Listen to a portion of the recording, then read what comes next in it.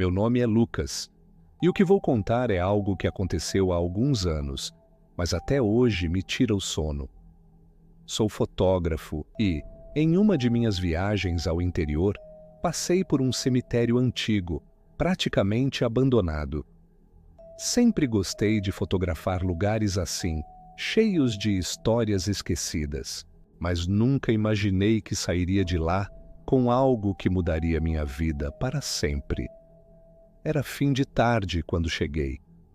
O céu começava a ganhar tons alaranjados e a luz era perfeita para capturar o cenário melancólico. No centro do cemitério havia um grande crucifixo de ferro, envelhecido pelo tempo. Ele parecia ser o único elemento bem cuidado em todo o local. Parecia brilhar de forma incomum, como se fosse intocado pelo abandono ao redor. Enquanto fotografava, percebi algo estranho. Apesar do vento que movia as árvores e fazia os sinos da capela tocarem, as folhas ao redor do crucifixo permaneciam imóveis. Achei curioso, mas ignorei. Continuei tirando fotos até que o sol começou a se pôr, mergulhando o cemitério em uma escuridão inquietante. Foi então que senti uma presença. Um calafrio percorreu minha espinha e a sensação de ser observado se tornou impossível de ignorar. Olhei ao redor, mas não havia ninguém. Porém, ao apontar minha câmera novamente para o crucifixo, percebi algo que me gelou por completo. Uma figura escura, de forma humana, estava de pé, bem atrás do objeto. Olhei para o local com meus próprios olhos, mas não vi nada. Confuso, chequei a câmera novamente, e lá estava a figura. Agora, parecia mais próxima. O crucifixo parecia brilhar mais forte, quase como um farol na escuridão. Resolvi que era hora de ir embora, mas antes de sair, cometi um erro que nunca deveria ter cometido. Achei que seria interessante levar algo daquele lugar como lembrança, e o crucifixo parecia perfeito. Forcei sua base até que ele se soltou do pedestal. Mal sabia eu que estava levando uma maldição comigo. Naquela noite, ao voltar para o hotel, coisas estranhas começaram a acontecer. Primeiro, a temperatura do quarto parecia despencar sem motivo. Em seguida, as luzes começaram a piscar e os quadros nas paredes balançavam como se algo invisível os empurrasse. Mas o pior aconteceu quando olhei para a câmera. As fotos que tirei no cemitério estavam diferentes. O crucifixo não aparecia mais nas imagens, mas a figura escura estava lá, em todas as fotos, mais próxima a cada clique. No meio da noite, acordei com o som de algo pesado sendo arrastado pelo chão. Ao acender a luz, vi o crucifixo caído no chão, longe da mala onde eu o havia guardado. Ele estava inclinado, apontando para a porta. Quando me aproximei para pegá-lo, ouvi uma voz sussurrada, quase como um grito abafado. "Devolva!" Saí correndo do hotel e dirigi de volta ao cemitério. O lugar parecia ainda mais sombrio do que antes, mas sabia que precisava devolver o crucifixo. Quando o coloquei de volta no pedestal, senti um peso sair dos meus ombros. Mas, ao olhar para trás, vi a figura escura novamente. Desta vez ela não estava em uma foto, mas ali, parada entre os túmulos, me observando. Não esperei para ver o que aconteceria. Corri para o carro e nunca mais voltei àquele lugar.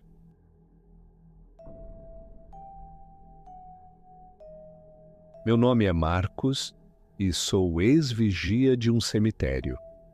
Trabalhei em muitos lugares, mas nada se compara ao que vivi naquele cemitério isolado no interior. Achava que seria apenas mais um emprego tranquilo, mas descobri que cemitérios guardam mais do que corpos. Eles escondem segredos sombrios que não deveriam ser desenterrados. Minha primeira noite foi estranhamente calma. O silêncio era absoluto, a não ser pelo ocasional farfalhar das árvores. Mas, na segunda semana, comecei a notar coisas estranhas. Sempre por volta das 2 da manhã, eu ouvia passos leves entre as lápides. Eles não eram rápidos, mas sim calculados, como se alguém estivesse deliberadamente evitando ser visto. Pensei que fosse um invasor, talvez um ladrão procurando metais dos túmulos. Peguei minha lanterna e fui verificar. Mas, a cada vez que eu chegava ao local de onde vinham os passos, não havia ninguém. Apenas o vento, o silêncio e a sensação de estar sendo observado. Foi então que notei algo peculiar. Os sons sempre vinham de perto de uma lápide específica, marcada apenas com as iniciais LM. Quando mencionei isso ao zelador mais velho, ele apenas me disse: "Ah, o túmulo de LM tem histórias sobre ele, mas é melhor você não se meter com isso." Ignorei o aviso, mas não estava preparado para o que viria a seguir. Certa noite, enquanto fazia minha ronda, vi algo que me fez questionar a realidade. Uma mulher vestida de branco estava parada ao lado do túmulo de LM. Ela não parecia se mover, apenas olhava para baixo, como se estivesse em luto. Decidi abordá-la. "Moça, é tarde para visitas. O cemitério está fechado", eu disse, mas ela não respondeu. Quando me aproximei mais, senti um frio intenso que me fez tremer, mesmo estando em pleno verão. Foi então que ela se virou. Meu coração quase parou. Seu rosto estava completamente vazio, como uma máscara de cera sem olhos ou boca.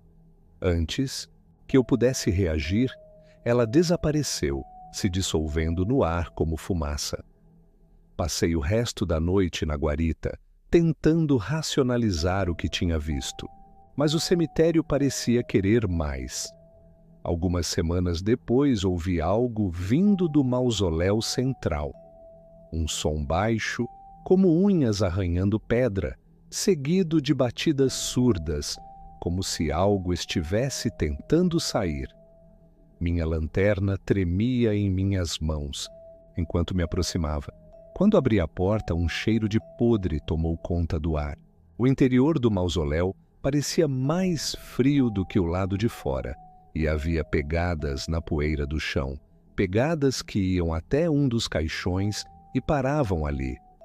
Antes que eu pudesse processar o que estava vendo, uma risada baixa ecoou pelas paredes, infantil e cruel. A porta do mausoléu se fechou com um estrondo atrás de mim, e as luzes do cemitério começaram a piscar violentamente. As sombras ao meu redor começaram a se mover, ganhando formas quase humanas, enquanto sussurros encheram o ar. "Saia!", dizia uma voz rouca e arrastada, repetindo-se cada vez mais alto. Não sei como consegui, mas minhas pernas finalmente obedeceram, e eu corri para fora do mausoléu, deixando tudo para trás. Pedi demissão no dia seguinte, mas o cemitério não me deixou em paz. Por meses tive pesadelos com a mulher de branco e as sombras no mausoléu. Até hoje evito passar perto de cemitérios, e cada vez que ouço risadas infantis, sinto um calafrio que me transporta de volta para aquela noite.